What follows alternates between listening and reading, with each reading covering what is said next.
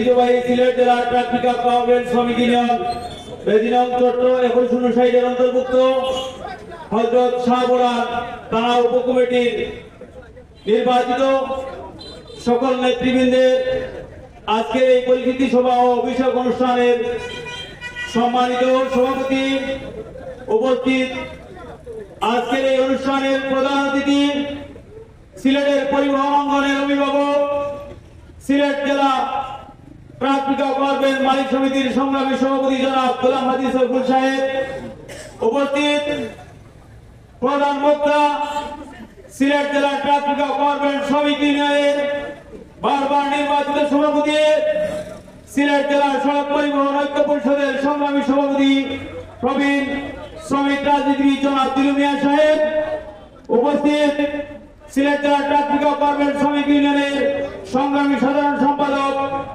আমাদের প্রবীণ মুরব্বী জনাব আব্দুল গফুর সাহেব, সিলেট জেলা ট্রাক পিকআপ পাওয়ারভ্যান শ্রমিক ইউনিয়নের সংগ্রামী কার্যকরী সভাপতি বাংলাদেশ সড়ক পরিবহন শ্রমিক ফেডারেশনের সহ সম্পাদক আমাদের সকলের অত্যন্ত শ্রদ্ধাভাজন জনাব আব্দুল সালাম সাহেব সহ মালিক শ্রমিক নেতৃবৃন্দ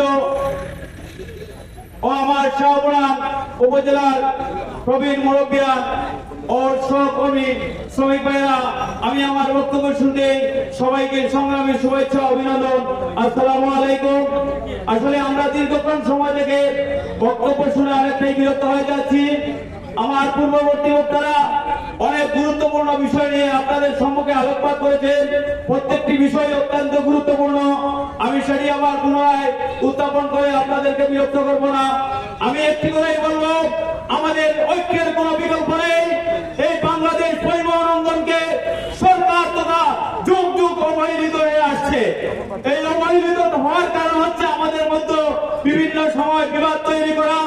আমি আমার এই সংগঠনের পক্ষ থেকে সরকার তথা সবাইকে জানিয়ে দিতে চাই, আমরা বাংলাদেশের পরিবহন অঙ্গন আমাদেরকে যুগ যুগ ধরে ব্যবহার করা হচ্ছে।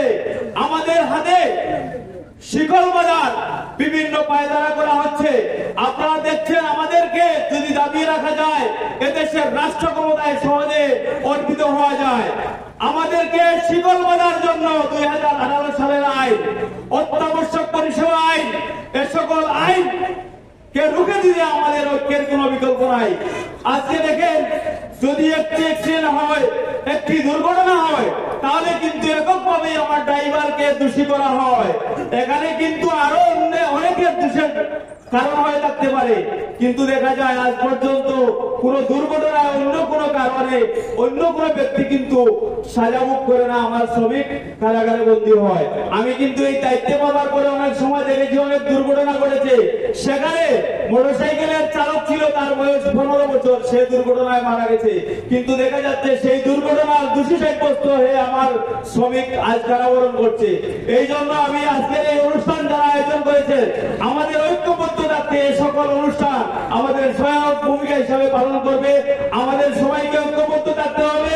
আমরা আগামীতে আর কিন্তু করে বসে থাকার সময় নয়, আমরা আগামীতে আমাদের এই সকল আইনকে মোকাবিলা করতে আমরা সবাই বদ্ধপরিকর।